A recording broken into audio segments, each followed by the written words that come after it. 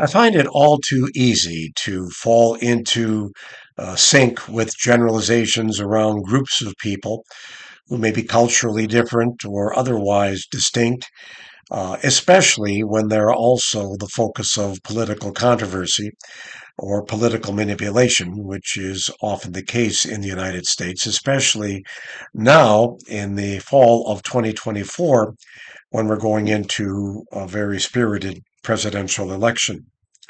I don't want to talk about the politics of this. I want to talk about the stereotypes, though, and how I was reminded of this over the last week when I was down in Florida, where I have a property and where a hurricane had just swept through, flooding it, requiring extensive dismantling of the actual structure inside the sheetrock, the wall that is off the walls, a wallboard, which needs to be replaced because it got saturated with contaminated water as the hurricane flooded the area. The people who are doing that work are, for the most part, immigrants to the United States. I have no idea what their status is, whether they're in the country legally or not. That is a topic worth discussing, I suppose, but it isn't the focus of my conversation today. I want to talk to you about people as people and my impression of individuals who barely spoke English. A couple of them spoke enough that we could get by, and of course, we had other ways of communicating. I was working somewhat alongside of them, but they were by far doing most of it. And I was impressed by how focused they were on what was very painstaking, well, not painstaking, but just physically demanding work in extremely difficult conditions. Very hot, muggy weather, no air conditioning because of the damage left by the hurricane. Very few breaks. When we talked about where they were going after they were done, they were going to an RV or a trailer park to sleep. I have no idea what that looked like, but I can't imagine it was very nice. They were living a very tough life at that moment, but they were working very hard on my behalf, and I wanted them to know how grateful I was for their efforts. There really wasn't a whole lot I could do other than to make sure they had adequate drinks, which I did, water, sodas, some other snacks. And at the end of a long day, by golly, I got them some beers too. And we talked, we joked, and I was impressed by the work ethic that I saw and the devotion to doing a very difficult job well.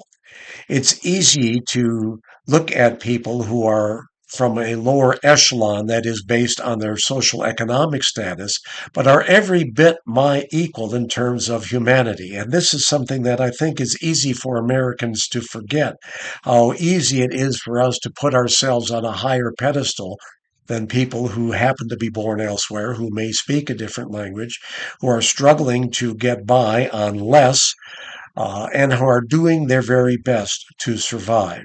One of the things that impressed me is that when you ask people what you can do for them in a situation like that, they are willing to tell you. And this is something that American culture typically steers us in the opposite direction of. We're not likely to be comfortable accepting a favor from someone else. I've had this true in my own life. Someone asked me if they can give me a hand. I'm inclined to say, no, I can handle it.